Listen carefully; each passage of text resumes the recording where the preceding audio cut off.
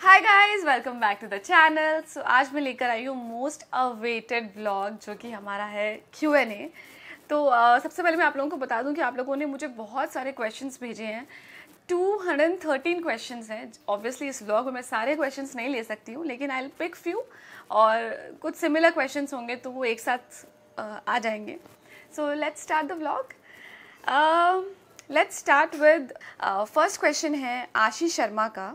उन्होंने पूछा है कि genuinely want to know your journey from Bikaner to Mumbai, all the hardships, plannings, parents को मनाना, ticket booking to Mumbai, parents reaction, sibling reaction, friends reaction, and then your expectations for Mumbai versus reality. Who supported you, who didn't support you, your first break, all of those details which actor don't talk about. Any drastic change you saw post your work in Mumbai in society towards you?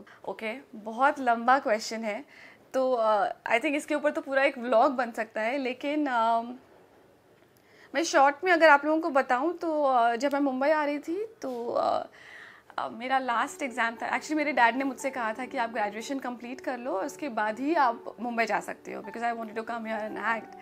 तो उन्होंने बोला graduation complete करो। मैं BCom कर रही थी, मैंने BCom का लास्ट एग्ज़ाम दिया और पापा को बोला कि मुझे टिकट ला के दो।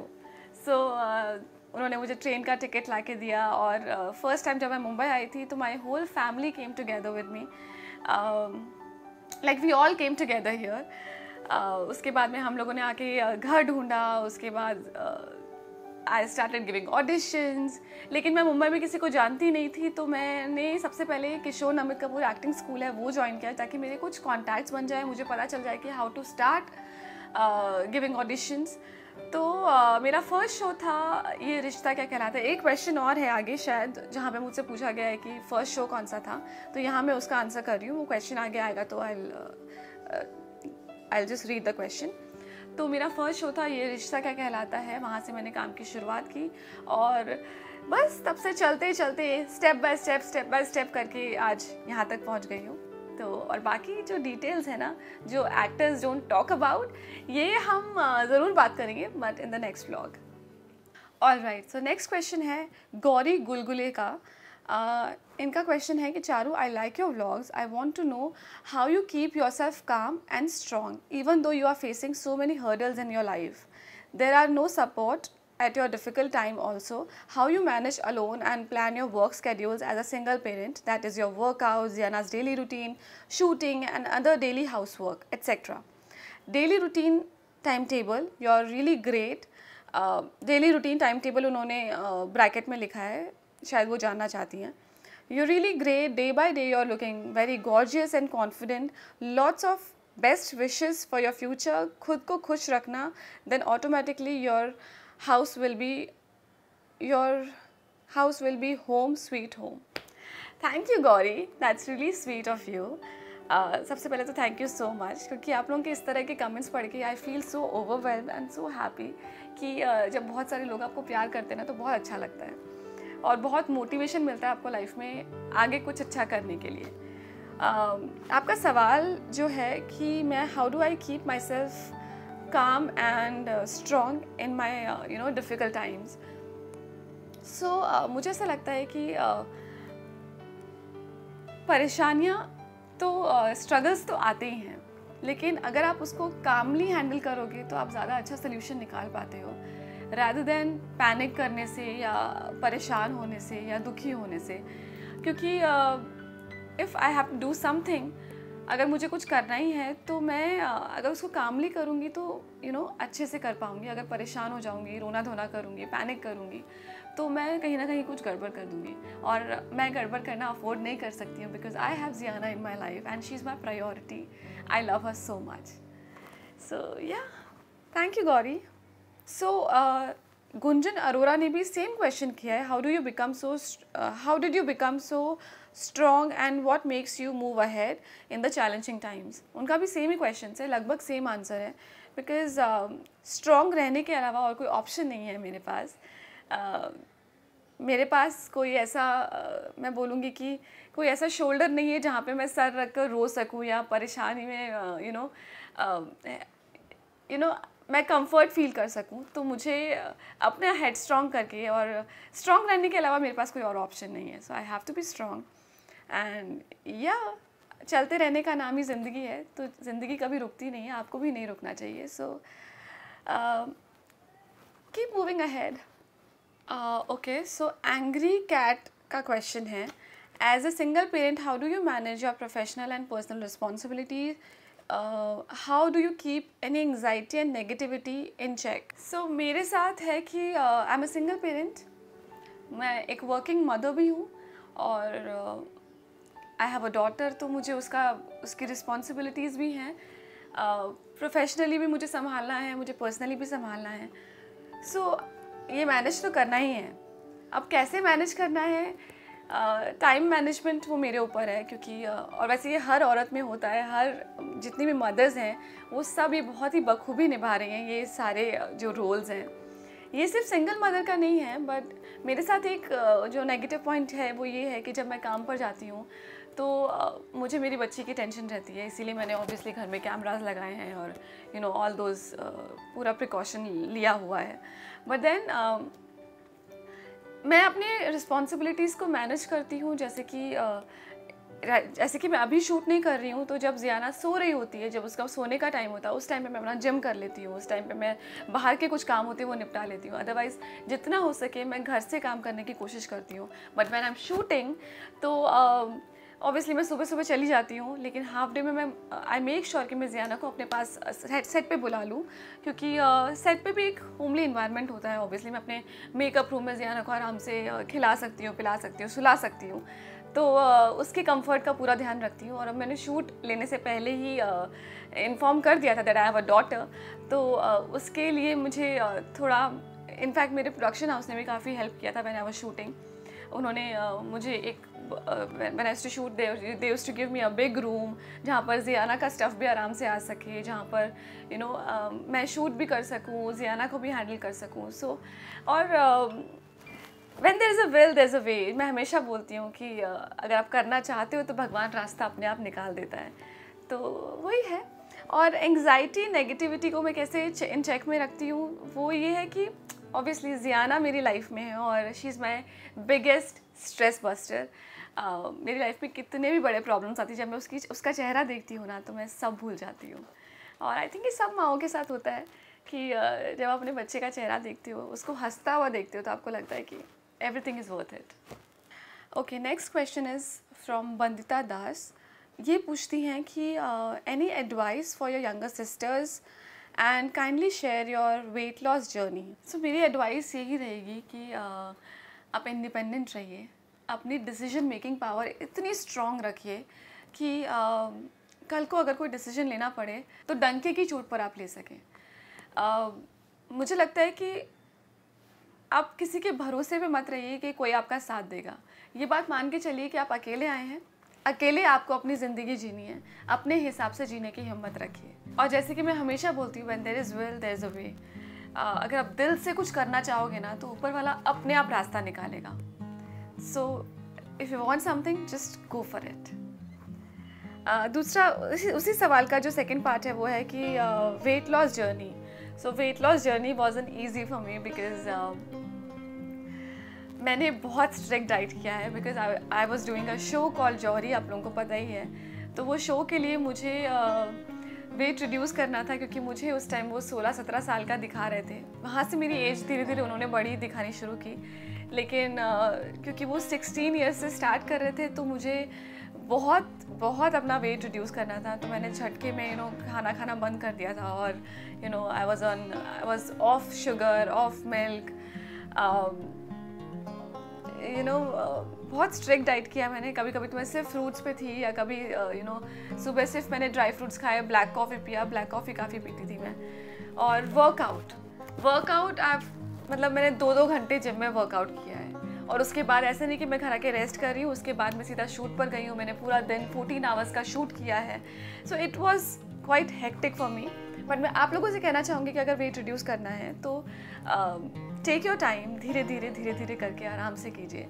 मेरे लिए थोड़ी अर्जेंसी थी, मेरे लिए थोड़ा मुझे सर पे रिस्पॉन्सिबिलिटीज़ थी थोड़ा, तो इसीलिए मुझे जल्दी करना पड़ा, बिकॉज मैं उस टाइम मैंने शिफ्ट ही किया था, मुझे रेंट देना पड़ता है, मुझे अपनी मेड्स के पेमेंट्स देने होते हैं, मुझे there are so many responsibilities, तो उसके लिए आपको का हार्ड वर्क भी करना पड़ेगा, तो वो मेरे दिमाग में था। और या कभी कभी ब्रेक डाउन होता है, but then when I see Ziana's face I feel so good and so happy, so yeah everything is worth it. All right, so हम ये एक क्वेश्चन और लेते हैं जो कि है विदीप्ता चक्रवर्ती का। ये question it's quite a big question, इसमें 5 पार्ट्स हैं क्वेश्चन के। तो ये लिखती हैं कि हाय चारुदी, really you are my big inspiration, I want to know from you 1, how have you become so mentally strong. So Vidipta, first of all thank you so much. अगर आप दुनिया में किसी एक इंसान को भी इंस्पायर कर पाते हो तो आई थिंक उससे बड़ी बात और कुछ नहीं हो सकती है। So first of all thank you so much. Mentally strong, कभी कभी मुझे लगता है कि परिस्थितियाँ इंसान को सब कुछ सिखा देती हैं। मुझे खुद नहीं पता था कि मैं इतनी स्ट्रॉन्ग हो सकती हूँ, पर ऐसा नहीं है कि मेरे ब्रेकडाउन्स नहीं होते हैं कई बार आप डायरेक्शनलेस फील करते हो, आपको नहीं पता होता अब क्या करना है, कुछ चीज़ें आप ब्लॉक हो जाता है तब दिमाग, आपको लगता है कि अब क्या होगा कैसे होगा, बट देन रोना इज़ फाइन, रो लो धो लो, उसके बाद में just dust your self, get up and लग जाओ अपने काम पर। सो या मेंटली स्ट्रॉन्ग, आई थिंक हम ह्यूमंस हैं, हम सब मेंटली स्ट्रॉन्ग ऐसे जन्म हमारा ऐसा नहीं हुआ था, हमारा जन्म, हम एक ह्यूमंस मतलब इमोशन से भरे हुए होते हैं सारे ह्यूमंस, तो बहुत सारे इमोशंस हैं, ऐसा नहीं है कि कोई स्ट्रॉन्ग है तो हमेशा वो मोटिवेटेड रहता है, हमेशा स्ट्रॉन्ग रहता है, हमेशा उसमें किसी भी मुश्किल से लड़ने की ताकत होती है, वो आपको लानी पड़ती है। और मेरा आई थिंक मेरा मोटिवेशन जो मुझे मिलता है वो जियाना को देख के मिलता है, और मुझे लगता है कि मुझे उसके लिए कुछ करना है। मैं चाहती हूँ कि वो हमेशा हंसती रहे, उसको मैं अच्छी से अच्छी फैसिलिटीज़ दूँ, उसके लिए वो अगर हमेशा स्माइल करती रहेगी तो आई थिंक मुझे सब मिल गया। So I think she is my motivation, उसकी वजह से मैं शायद मेंटली स्ट्रॉन्ग हो गई हूँ, क्योंकि मैं ज़्यादा देर तक टूटा हुआ नहीं रह सकती हूँ, अफोर्ड नहीं कर सकती हूँ। सो या second question, what motivates you, what is your current motivation in your life. इसका सवाल का जवाब ऑलरेडी मैं दे चुकी हूँ। Do you have the thought of living everything in life, like every time I start thinking that no matter what I will be always strong, but then after a while I break down and lose motivation to push further. Do you go through same situation. मैंने अभी just आपको बताया कि ऐसा नहीं है कि मेरे ब्रेकडाउन्स नहीं होते, मैं रोती नहीं हूँ, मैं परेशान नहीं होती हूँ, होता है, हम सब ह्यूमंस हैं और ये सारे इमोशंस हमारे अंदर हैं। लेकिन अगर आप दुखी हैं तो कोई प्रॉब्लम अगर आपकी लाइफ में आती है तो अगर आप उसके लिए रोते ही रहेंगे, परेशान ही रहेंगे, तो उसका सोल्यूशन कब निकालेंगे।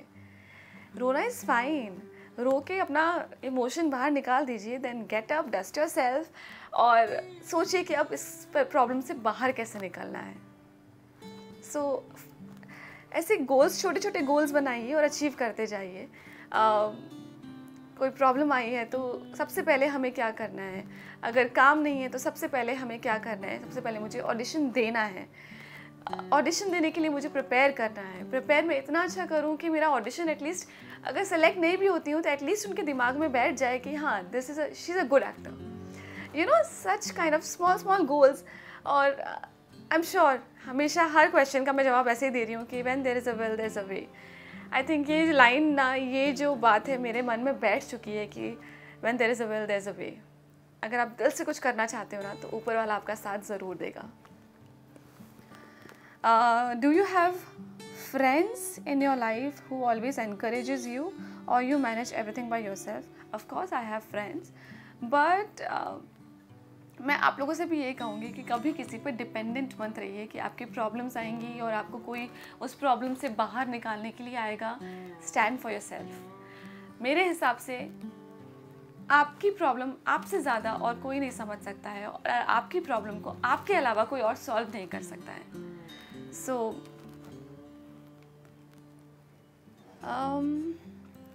what are your future plans? How you see the life?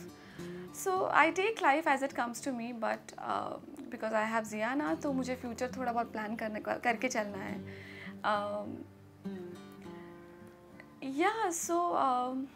Future plannings as in कुछ लार्ज स्केल पे नहीं कर रही हूँ, बट धीरे धीरे अभी जियाना, मेरा फ्यूचर प्लान है कि मुझे जियाना को एक अच्छे प्ले स्कूल में डालना है। तो I am looking for play school, साथ में काम भी ढूंढ रही हूँ। I want to do good work so that हम अच्छे से सेटल हो सके, मैं और जियाना। और मैं ये घर भी चेंज करना चाहती हूँ, तो मैं ये घर चेंज करने के आई am looking for new houses. और भगवान ने चाहा तो आने वाले फ्यूचर में मैं अपना खुद का घर खरीदना चाहती हूँ, तो उसकी भी प्लानिंग चल रही है। So there are so many things. एक नॉर्मल इंसान की क्या क्या चीज़ें होती है लाइफ में, वही मेरी प्लानिंग है। खुद के घर में जाना, खुद की बेटी को खुश रखना, उसको अच्छे स्कूल में डालना, उसके लिए जो करना है उसके लिए करना। तो मैं भी एक आम माँ के जैसे सोच रही हूँ। और so that's it. Once again, Dee, I am your big fan. The way you carry yourself is so dignified and gracious. I pray all the good things happen to you and you be super successful and super happy in life. And lots of love to Ziana. Thank you, Bidipta. ये message सुन के, ये message पढ़ के ना मुझे बहुत अच्छा लगा। थैंक यू यार। जाते जाते मैं एक लास्ट क्वेश्चन और लेना चाहूँगी, क्योंकि ये क्वेश्चन मुझे बहुत ही टच कर गया। स्नेहा सरदार का क्वेश्चन है, postpartum journey, how to deal with postpartum depression, how to be fit after delivery. Okay, so postpartum journey जो है वो जिस दिन आप बच्चे को डिलीवर करते हो वहीं से आपकी जर्नी स्टार्ट हो जाती है, क्योंकि बहुत सारे इमोशंस आपके, मुझे गूज़बम्स आ रहे हैं ये बात करते हुए, क्योंकि बहुत सारे इमोशंस आपके अंदर आते हैं। आपने 9 महीने एक बच्चे को कैरी किया, सडनली वो बाहर आ गया है, और it's an emotional time for a mother. मतलब oh my God, I am getting goosebumps right now. जब जियाना आई थी तो मेरा सिजेरियन चल रहा था, मेरे दोनों हाथ ऐसे बंधे हुए थे जब मेरा ऑपरेशन हो रहा था। डॉक्टर ने मुझे अपने हाथ से जियाना को दिखाया था और मैंने किस किया था जियाना को, एंड देन वो चली गई। आई हैड नो क्लू, मतलब मेरे हाथ बंधे हुए थे, I couldn't even touch my baby, और मैं रोए जा रही थी because I wanted to hold Ziana. So उसको ले गए। उसके बाद में मुझे आई थिंक बहुत टाइम लगा, मुझे स्टिचेस लगे। उसके बाद में मैं बाहर गई। स्टिचेस के बाद में आपको थोड़ी देर के लिए रखा जाता है देखने के लिए कि एवरीथिंग इज़ फाइन। तो वो टाइम मैंने कैसे निकाला है मैं जानती हूँ, because I wanted to rush to Ziana और see, I wanted to hold Ziana. But जब तक मैं जियाना के पास पहुँची सब लोग मिल चुके थे, सब लोग देख चुके थे। लास्ट में मैंने जियाना को होल्ड किया और it was an emotional time for me. I couldn't stop crying. मतलब वो टाइम ऐसा था कि मेरा रोना रुक ही नहीं रहा था। और मुझे उस टाइम समझ नहीं आ रहा था कि what's happening to me. But उसके बाद में हम लोग घर पहुँचे। मेरी तबीयत ठीक नहीं रहती थी बिकॉज मुझे स्पाइनल हेडेक हो गया था। स्पाइनल हेडेक क्या होता है, जितने भी लोगों के सिजेरियन हुआ होगा उनको पता होगा कि स्पाइनल आप उसके बाद में आप ज़्यादा उठ नहीं सकते हो, बैठ नहीं सकते हो, बिकॉज आपको स्पाइन में इंजेक्शन लगा होता है। तो लेकिन मैं बार बार जियाना को देखने के लिए बार बार उठती थी, बार बार, क्योंकि और मैं फीड नहीं करा पा रही थी। मेरा बिगेस्ट स्ट्रेस था कि मैं जियाना को फीड नहीं करा पा रही, मुझे ब्रेस्ट मिल्क नहीं आ रहा था। So oh God, I am getting emotional. So मुझे वो भी स्ट्रेस हो रहा था कि मैं जियाना को पता नहीं ब्रेस्ट फीड करा पाऊँगी कि नहीं।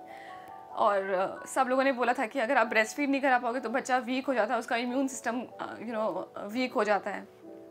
तो वो सब स्ट्रेस मेरे दिमाग में चल रहा था। मुझे स्पाइनल हेडेक हो गया था और हम लोग 2 दिन के बाद ही हम लोग घर आ रहे थे, तो रास्ते में मुझे I was vomiting like hell, मेरा हेड एक because of the spinal thing, you know. So हम घर आए, उसके बाद में 2 दिन मैंने रेस्ट किया, मेरा स्पाइनल हेडेक थोड़ा कम हो गया, लेकिन मुझे ब्रेस्ट मिल्क नहीं आ रहा था। सो वो स्ट्रेस मुझे था। उसके बाद में जियाना को, इसकी वजह से मुझे फार्मूला मिल्क स्टार्ट करना पड़ा था। तो मुझे बहुत सारे लोग बोल रहे थे कि फार्मूला कौन पिलाता है बच्चे को, फार्मूला कौन पिलाता है, बट मेरी मजबूरी थी कि मुझे ब्रेस्ट मिल्क नहीं आ रहा था।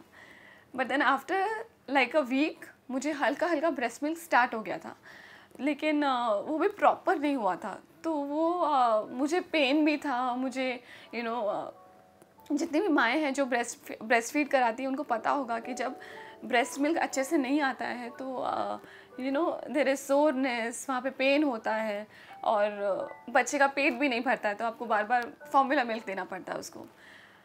तो